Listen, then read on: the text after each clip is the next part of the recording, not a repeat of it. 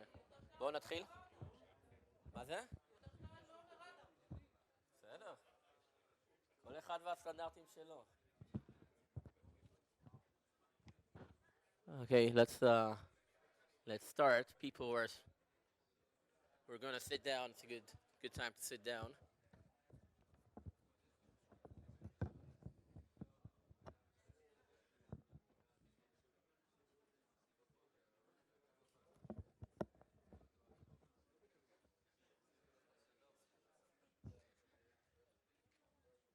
Okay, good afternoon, everyone.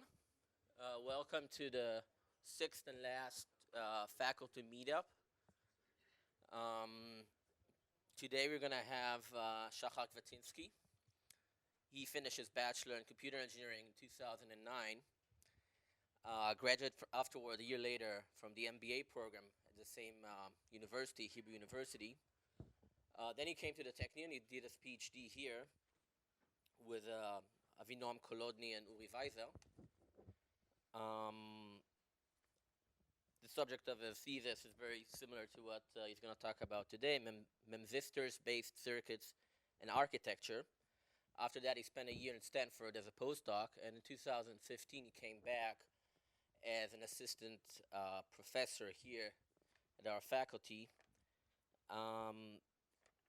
Shahar has won a lot of prizes over the years. Just a couple are the Kriel Prize from the Wolf Foundation and the ERC starting grant from the European Union.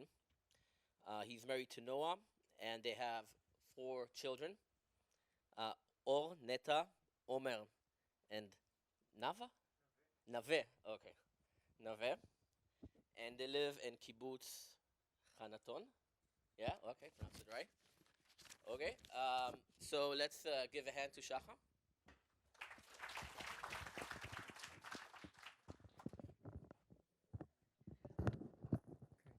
I'll put it like that. Hanaton. Hanaton. Hanaton.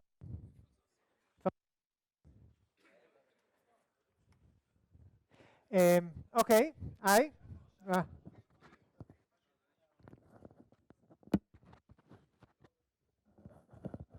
it's better? Can you hear me? Okay. Thank you for coming. No.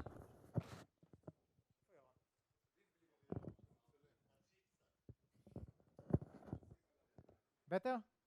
Okay, good. Thank you for coming. So any good scientific talks should start with a graph. So yesterday I collected data and draw this graph. Can anyone guess what this graph is about?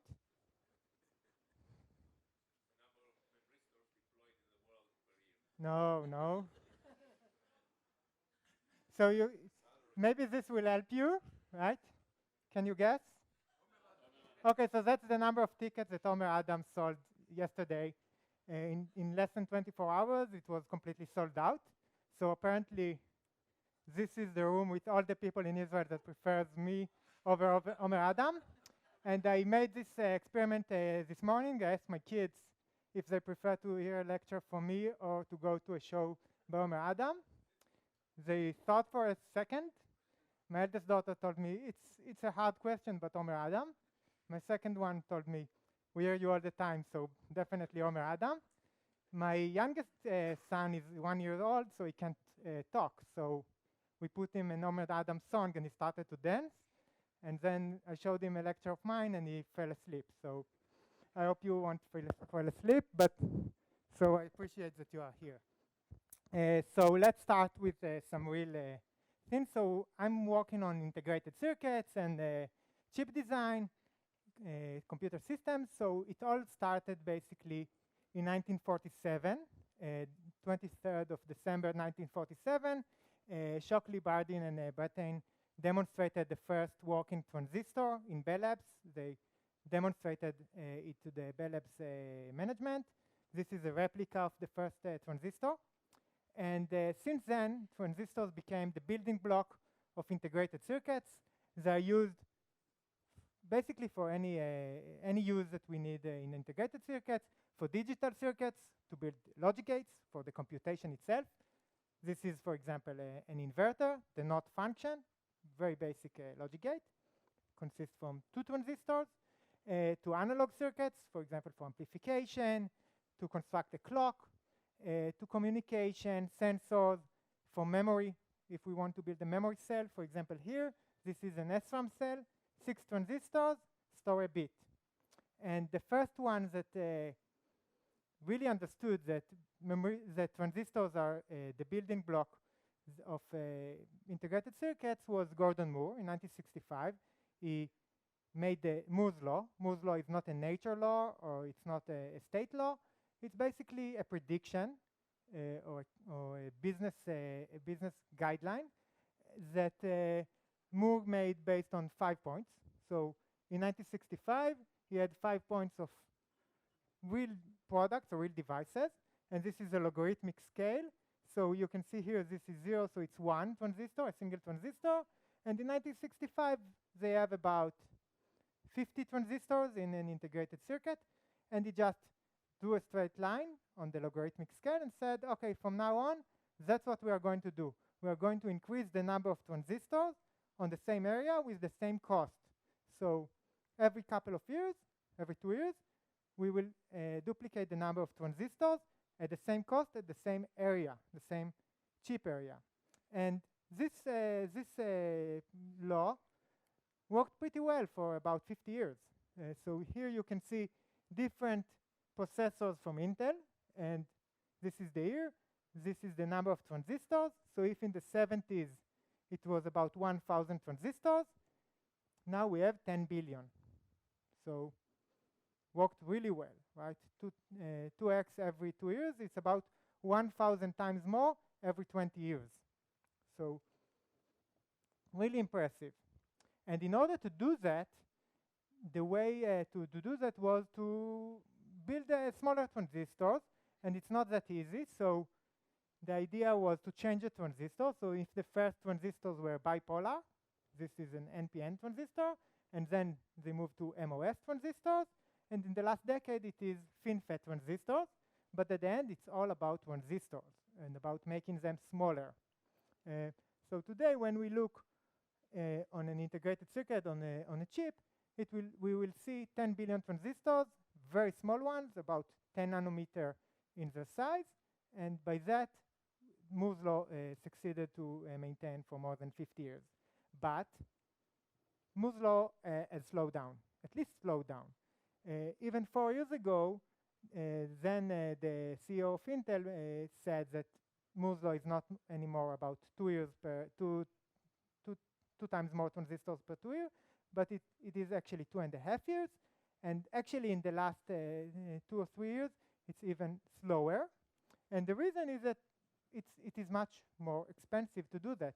Here you can see the cost, the design cost per technology node, and it is exponentially grows, and the fabrication cost is even higher. So it is not economic anymore to continue with the same pace and succeed to maintain Moore's law. So we need something else. And the first thing to do is to think about different transistors. And Professor Jablonovich, I think 2 or 3 years ago, gave an excellent talk here about low power switches, which is basically to find new devices for that. And here you can see, for example, nanowire transistors, and this is carbon nanotube transistors. And there is a lot of effort on finding new transistors that will be more economical and still will continue to scale. Another approach is to build it in 3-dimensional. So instead of decreasing the size, we can put it in layers, and then we can increase the number of devices on the same area, but going to 3-dimensional. And another trend that I think makes a lot of sense is to use different devices for different applications. So if we used for many years transistors for everything, for digital, for analog, for memory, then we might think about different devices for different applications, and each application will have its own devices as their building blocks, and by that, we can optimize them for the specific application. And by that, we can build heterogeneous systems with different technologies. One such an application is memory. So if we look on memories, there are many different technologies that are being explored in order to be used as the building blocks of memory cells. You can see here 3 technologies and many different companies that are looking at that. We like to call them collectively Memristors because they share very similar behavioral properties, and I will elaborate about that a little bit more. But basically, those technologies are used to be optimized for memory, to store data, to store bits. And what we are trying to, and they're pretty much attractive for memories. They are optimized for memories. They are small, so we can store a lot of data on the same area. They are relatively fast, so we can read and write from them pretty fast, at least similar to what memories are doing today. They are low power. They are compatible with the other technologies, for example, with transistors, so they can be used in addition to transistors. So they're attractive for memories. And what we're trying to do is to look on new technologies, but in a different way. So what we are trying to do in my group is to think about technologies that were originally designed for specific technology, for specific application, in this case memory, and to use that for other applications, because those new devices have new properties. They are doing new stuff, and they have different behavior that is different than transistors. So if they have different and new properties, they can do new things. And if they can do new things, it's not necessarily that the new things are only good for memory. They can do it for other things as well. And I will show a few examples later. So this is what we are doing in the group. We take new devices that were originally designed for one application, and we try to use them for different applications, to use the new properties in order to do new stuff that with the conventional transistors, they might be hard to do, or we even can't do them, or maybe it's too expensive with transistors. And now with the new technologies, we can think about those type of devices and use them. And when I say that we are using them for new applications, basically what we are doing in the group, and this is the group, we explore them in all the stack. We try to find, to design the circuits for that, and if we can, we fabricate them, and we test, and we model, and we think about the interface between the newer hardware and the software. The idea is to think about, to take a system point of view, and to think about the different aspects that are required in order to make new technologies in new applications. So I will give a few examples for that. I will start by an overview of several applications, and then I will dive more into a specific application. So one application is in circuits, in mixed signal and in radio frequency. So for example, radio frequency, high frequency circuits. So Nico here is here, right? Raise your hand. So Nico is a PhD student in the group. He's working on using memristors as switches for high frequency circuits. So memristors that are originally used to store data, they can also be used to connect and disconnect different circuits. And when we talk about communication, the frequency is very high, so there are a lot of parasitic effects that need to be compensated. And we are showing that those devices can actually have really good properties for that. And Nico is fabricating this in the clean room here together with Elam, and doing the design for that, the circuit design for that. So it's involving both fabrication and experimental results, and also methodologies and design and simulations to show it in larger scale, because the fabrication is usually on a single or very few devices. Another work that is done about mixed signal is done by Louis. Where is Louis? Louis is here. Louis is also a PhD student, and Louis is designing data converters. So circuits that convert from analog to digital, and from digital to analog. But the uniqueness of those circuits is that they can be adaptive. So if a conventional circuit, analog to digital circuit, is very sensitive, for example, for temperature or noise, those circuits, we use the memristors and their property that we can change their value in order to train, to teach the circuit, and by that the circuit can get the same performance even though that, for example, the temperature is different. So it's a smart data converter.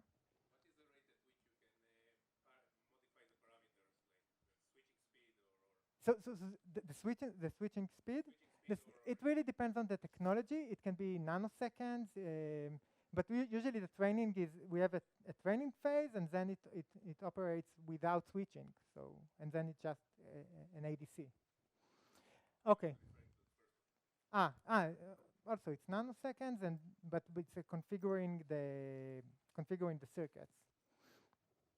Okay. Another application is machine learning or artificial intelligence, and we are working on building accelerators, dedicated processors that can perform different machine learning algorithms with memristors. So Sofnat, raise your hand, smile like in the picture. So Sofnat is a PhD student, and she is working on architectures for machine learning algorithms. For example, to support different training algorithms, and by using the unique properties of memristors, we can combine algorithms for training from the standard algorithms that are used, like stochastic gradient descent, to more unique algorithms, for example, for neural networks with low precision. And the dedicated circuit that she designed can be used to build an accelerator or a dedicated processor. Another, it's a crossbar array, basically, yes. But the idea is that it supports training as well.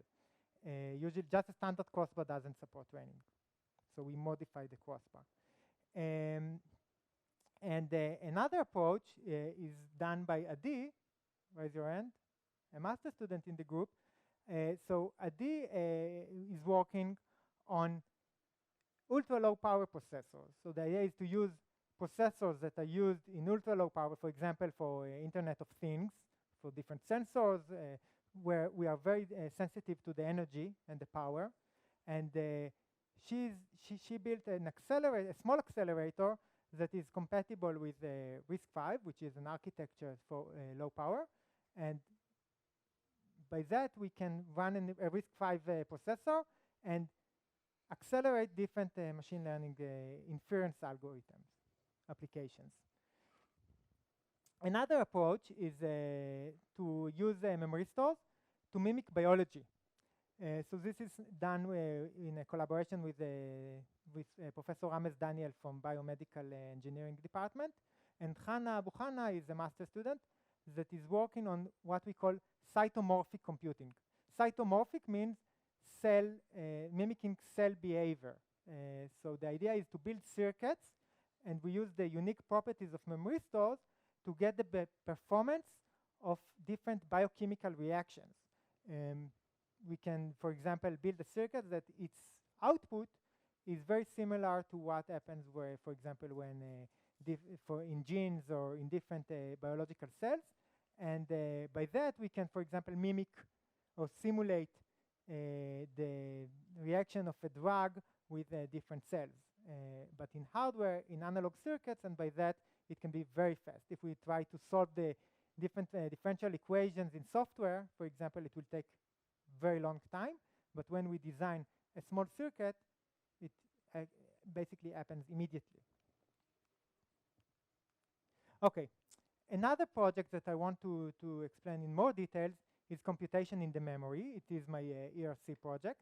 The idea is to move processing into the memory. So first, let's understand why we need to move data, the processing into the memory. So let's understand how a computer is working, and this is something that I hope everyone are familiar with. So basically, a computer is a von Neumann machine. We have a processor and we have a memory. And when we execute a program, basically the program is stored in the memory as instructions, and instructions are also a set of bits. So first we need to fetch the instruction from the memory to the processor. For example, here we want to add A and B. So this is what the instruction is telling us. And then we need to read A from the memory and read B from the memory, load operation. And then the addition is performed inside the processor. And at the end, we store the data back to the memory. So we wanted to add two numbers. We had to read three elements, the instruction A and B, and also to write to the memory once for a single computation. And the problem is that if we look on the way that the processors and the memories were optimized during the years, so processors were optimized or improved according to Moore's law, roughly. So their performance was doubled every 2 years. So this is the red curve. And the ability to move the data, in terms of bandwidth and latency, the ability to move the data between the memory and the processor was also improved throughout the years, but it was in a much lower pace. It was about double every 10 years. So this is the blue curve. So together, we have a big gap between the ability to compute and the ability to move the data. So we wanted to add two numbers, but we had to perform 4 data transfers, 4 memory operations, and the memory operations also take much longer time than the computation itself. So if we look today on different applications, in some applications, 95% of the time is wasted on waiting for the data and not for the computation itself. And when we talk about energy, this is even more severe. So here you can see numbers that we gathered. This is something that was part of my postdoc. Numbers here in a relatively old process, but in every process node, it's about the same. So addition in terms of energy will cost us 0.2 picojoule. But moving the data, bring the data from the memory, here from DRAM, will take us 640 picojoule. So there is a ratio of more than 3,000 times more to move the data than to compute. We wanted to add two numbers. We had to perform 4 memory operations. You can do the math, right? It's about 15,000 times more energy, a little bit less, more energy than the computation itself. So we waste a lot of energy for something that we actually we don't really care in terms of performance. We care about the computation. So this is a big problem. And if we will succeed to eliminate this data movement, then we will have better energy and also better performance. So we want to eliminate this data movement. And many people try to do that. Actually, the first paper about processing in the memory, moving the processing into the memory, was in 1970. In the 90s, there were a lot of papers, a lot of academic work on moving data, moving processing into the memory. And also recently, this is a hot topic. But most of the work that was done on conventional memory technologies was actually to take the memory chip, the DRAM-based memory chip, the conventional technology, and to put some processing units next to it. So at the end, what we had was a conventional von Neumann machine, but instead of having, let's say, 3,500 times more energy, now it will be 100 times more energy because it is closer, but it still requires data movement from the DRAM chip or from the DRAM arrays, memory arrays, to the processing units. So it's not really processing in the memory. What we are doing is something that we call real processing in memory, because the idea is that we process the data inside of the memory. But of course, in order to be able to do that, we need a new technology that allows us to compute and to store the data together. And if we will be able to do that, then the decision of if a certain cell is a memory cell or a computation cell or a logical cell, it's just a matter of decision. It's something that is unrelated to the design itself. So if we have this machine and this memory can both compute and store data, then by decision we can change the operation. So those cells here, let's assume that this is an array of different memory cells. So now those cells can compute, and afterwards they will just store the data, so we don't need to move the data outside of the memory. And this kind of memories, we call them memory processing unit, or MPU. And this is a unit that can both process and store data without changing the circuit. And in order to do that, we need to use memristors, because DRAM can't do that. So a short introduction for memristors and how they, and memristive memories. So memristor basically is a resistor. Obeying to Ohm's law, we put voltage, we get current, and this resistance changes. It can be changed according to the voltage or the current that flows through it. So if current will flow in one direction, the resistance will drop. And you can see it, so the same voltage, we have higher currents. And there is also a boundary, a low resistive state. It cannot be lower than a certain value. We call it R1, or low resistive state. If we put the current on the other direction, the resistance will increase. So you can see here, we increase the voltage, but the current doesn't increase. And again, we have a maximum value for the resistance, high resistive state, or R off. If we don't apply any current or voltage across the device, the resistance maintains itself. It doesn't change, so it stores the resistance. The data can be stored as resistance. We can program it to a certain value, certain resistance, and then when we don't apply voltage, the data is maintained, so it is actually a memory cell. So we can see that we have hysteresis in its current voltage curve. And with that, we can build memories. So we put an array of memristors, and we have rows and columns, and every cross point of the rows and columns is a memristor. There's also memristors are actually being fabricated as two metal layers sandwiched with an oxide in between. This is a memristor, so those will be wires, and the cross point between the wires will be the memristor, so it can be even very dense, a very dense memory, so we can store a lot of bits in a single array, and by that we can build a memory array. And if we want to write to the memory array, we just need to select the row and column, put a positive or negative voltage according to the data that we want to store. So here we put, let's say, positive voltage here, ground here, and this memristor, its resistance will drop, so we can put it in the low resistive state. And if we want to put it in the high resistive state, we will put here negative voltage, and by that we can program all the data and we can store every value that we want. And if we want to read from the memory, we will put low voltage that won't be enough to change the value. So we want to read this value, we will put here a low voltage, and we need to sense the current, and the ratio between the voltage and the current, according to Ohm's law, is the resistance, so we can know what is the value. So we can read and write from this memory. So it's very good for memory. But we can also compute. This is something that I worked on in my PhD, and it is called MAGIC, memristor-aided logic. This is a logic gate. In this case, it's a NOR gate. So to remind you, this is the truth table of a NOR gate, or a NOR function, and the idea is to initialize, to have two input memristors and an output memristor. We will call the low resistive state as 1, and the high resistive state as 0.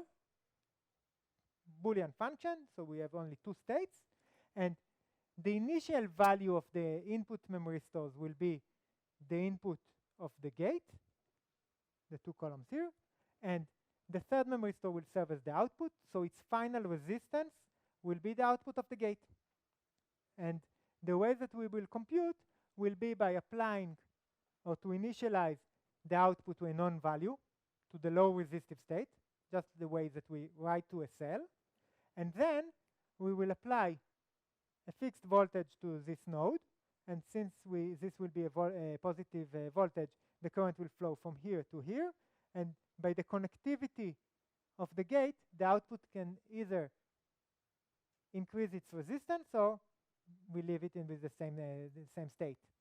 And the amount of voltage that will be across the output depends on the values of the input, because it's a voltage divider. So if both inputs were 0, high resistive state.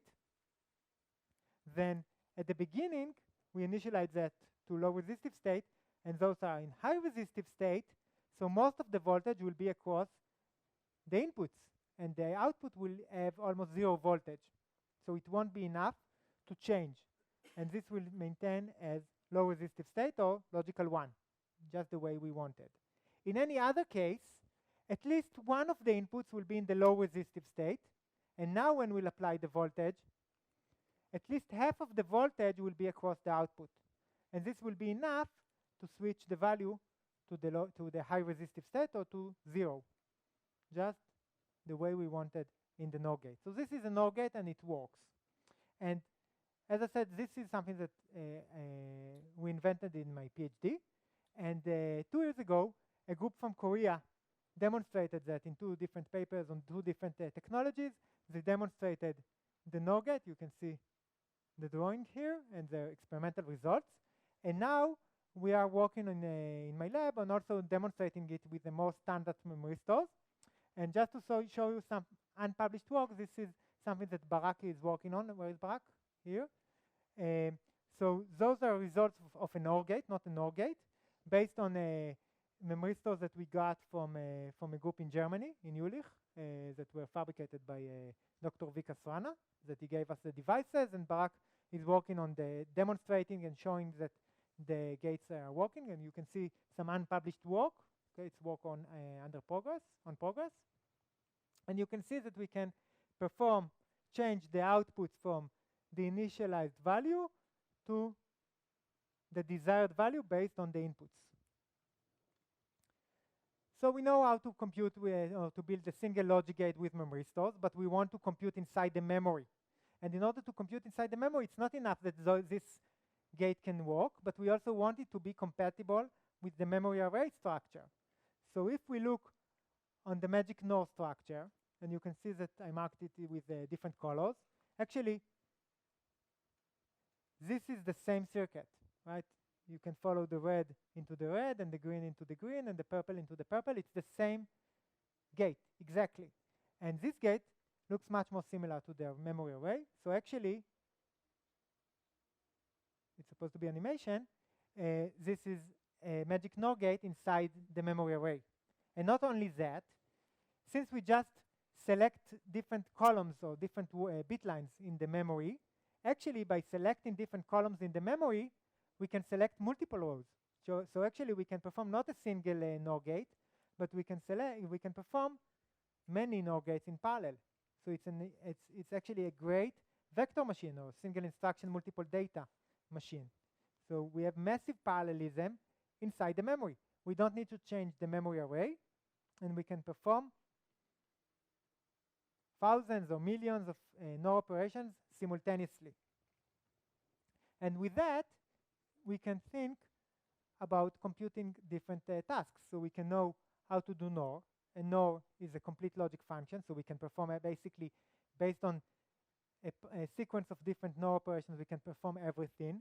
So one of the efforts that we are doing is to develop new algorithms for different sequences of NOR operations to perform different tasks from different logical functions up to matrix multiplication or convolution and different other arithmetic operations. And it really depends on the sequence that we choose.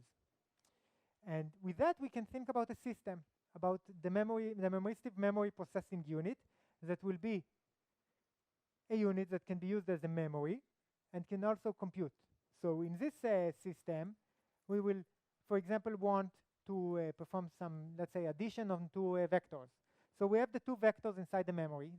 The vectors are stored in the memory. And if we wanted to do it in a conventional computer, what we need to do is to read this vector and bring it to the CPU, and then read this vector and bring it to the CPU, perform the addition inside the CPU, and then write back the vector. And not necessarily we can even do it on the whole vector, because maybe the vector is with the size of 1 million elements. So actually we will need to split it to many reads, many writes, and many computation tasks. But let's assume even that it can be in one operation. It's still a lot of data movement. And now we want to do everything inside this memory array. So what we will do is we will get a command from the CPU to perform an addition on those two vectors based on their addresses in the memory. And let's assume that vector addition takes 4 cycles, 4 no operations. It takes more, but let's assume it's four operations. So the controller of this memoristic memory processing unit will split the operation to 4 operations. And in the first cycle, it will select the right rows and columns inside the memory to perform the first set of no operations. Then in the second cycle, it will select the associated rows and columns to perform the second set of no operations. And then in the third, it will select the third step. And after the fourth one, it will select the rows and columns, but at the end of this fourth one, the result will be immediately in the right location because we selected the right rows and columns. So we don't need to explicitly write the result in the memory. As part of the computation, the data will be in the right location. So we can, at least theoretically, completely eliminate the data movement outside of the memory. So this is the vision. That's what we want to do. And the target of the ERC project is to really build and demonstrate a working memoristic memory processing unit. So we want to build something that works. And since it needs to work, there are a lot of different aspects that need to be covered. It starts with the memory designing the memory array, including investigating the technology and make the single gate works, and also to design the circuits that selects different rows and columns, all the peripheral work, including to support memory operations and computation. And the students that are working on that, so we have 3 students who already graduated and worked on that, Nimrod, Nishil, and Misbach.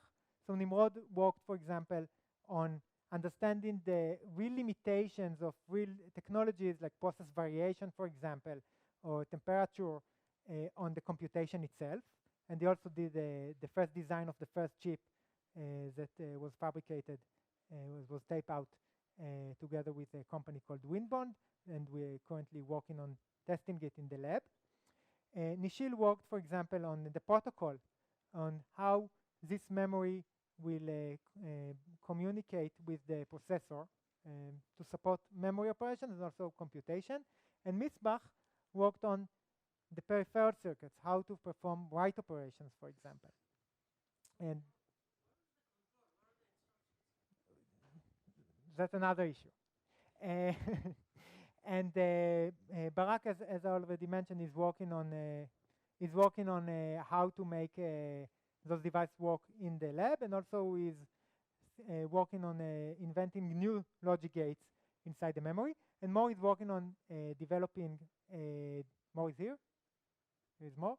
Mo is working on designing memories with technologies that are different than the conventional resistive RAM, which is the main technology that we are currently working with. The other aspect is the control. We want to perform. Excellent question. We want to get some command from the CPU and to make it as a set of no operations. And it's also important to select the right or to map the right data inside the memory in order to maximize the parallelism. So there is a lot of algorithmic work here, and we both developed algorithm manually, and also we are working on make them automatically. So Rotem is there. She's a PhD student. She's working together with Ronnie, who is a senior researcher in the group. They are working on developing automatic tools that get any arbitrary function and maximize the parallelism inside the memory in order to get, usually what we are looking on is the maximum throughput or maximum performance, but we also think about other optimizations. Another aspect is the applications, where we really benefit out of that. Not every application will benefit from massive parallelism, for example. So for applications, we are doing several things. First, we need to understand, let's say theoretically, when we will benefit. So we are doing some, we develop some analytical models to understand where we benefit and where not. So Johnny was a postdoc in the group, started by characterizing the different types of computation and develop evaluation models in order to be able to compare between them. And currently, Ronnie, together with Kunal, where is Kunal? Kunal is a postdoc. They are working on analytical model that we call Bitlet that gets different types of architectures and different applications and determines whether analytically whether it makes sense to compute inside the memory or it's better to work with a conventional CPU. And sometimes it's better with this approach and sometimes with the other. So and if you compare the original ad, the 2.2 picojoule, with the ad you get by all this hocus pocus of Memristors, what is your basic ad? so if we want to perform a single ad, it makes sense to do it with a CPU. Because a single ad in a CPU takes you 1 clock cycle. So even if you need to bring the data, usually you have some locality, you can improve that. But if you want to do 1 million ads independently, then yes, usually we look for parallelism or very poor localities, and you cannot move the data closer to the CPU. You need to go somewhere very far in the memory, and then it's very expensive. So that's the types of models that we are working on. And of course, we also work on specific applications. So for example, Amir graduated with a master, worked on image processing and developed algorithms and showed how we benefit from image processing. By the way, who participated yesterday in the ceremony? Because Amir gave the talk and he made some quote for me saying that he said that it's better to stop riding horses than push lazy donkeys or something like that, right? And he said that I'm saying it, but actually it's Moshe Dayan, not me. So, okay. Anyway, so Amir worked on the image processing, and Ben, where is Ben? He's a PhD student. He's currently working on databases and how we accelerate databases with the Memristive MPU. And the last part that we are working, yes. No, just for illustration.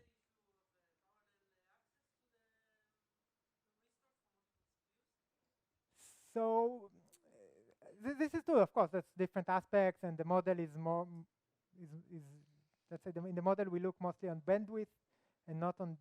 And we actually in the analytical model, for example, we assume that computation is not the bottleneck. So you can think about. So that actually synchronization, it's more related to, it's something that we still haven't solved. So now we are working also on programming model and how the software and synchronization and coherence, all those issues, the system level issues. And currently Adi there, she's also working on that. But this is definitely the topics that we least cover so far. This is something that we still need to advance and to think about the exact software hardware interface and how to support the system level issues. Just to understand what we can benefit from that from the application point of view, so this is based on Amir's work about image processing, and this is a comparison between the performance normalized to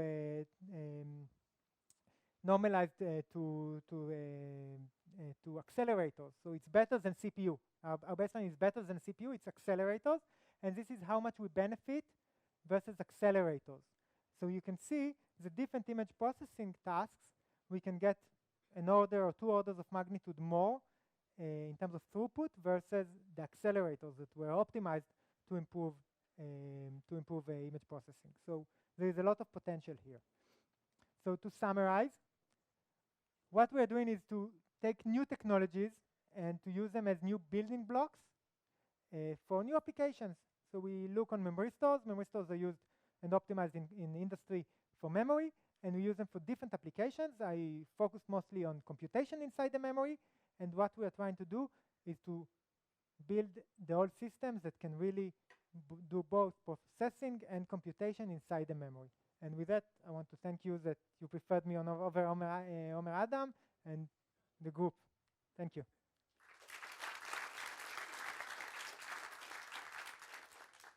No.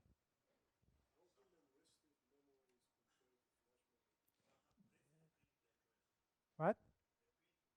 Yeah, I'll repeat the question. The question was the comparison between Memristors and Flash. So originally, Memristors started as a Flash replacement. And in terms of density, they seem more attractive than Flash. They are much faster than flash and also low power, and also the endurance is much better. Their main problem today is that they are more expensive. So at the end, 3D flash, 3D NAND is cheaper than Memristors. So if you asked me 5, 6 years ago, or if you ask people from industry, they would say, we don't know if we'll go for resistive memories or for 3D, but they decided to go to 3D. So now 3D NAND is commercial. Usually Memristors today in industry are being explored for something between DRAM and flash. It's called storage class memory.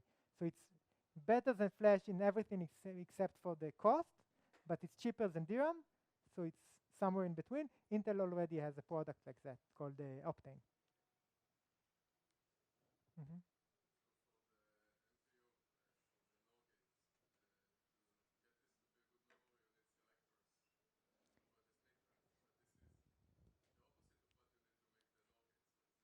No. So actually, the question was about selectors. So one of the problems with the memories is that when we work in a crossbar, I showed something very nice about selecting rows and columns, but actually the problem here is that when you select a row and column in a pure crossbar, you can't really deselect all the other cells because you have other paths. So the way that to solve that is to put selectors to deselect the other cells by different mechanism from transistors to other devices. And in logic, it's not necessarily bad for logic actually. For some technologies, it's might be even better. But this is, as you know, it's something that we plan to explore. You know, because we submitted a proposal about it together. Okay.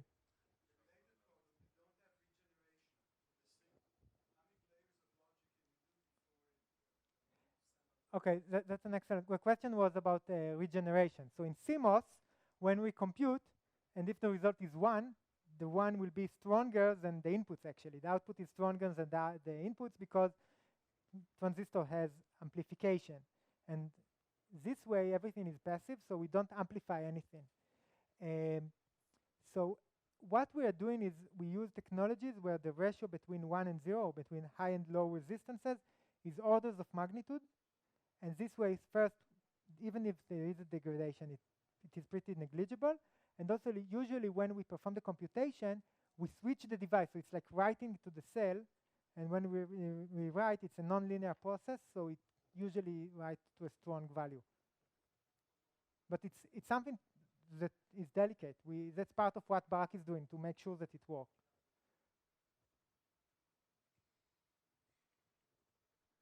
Okay.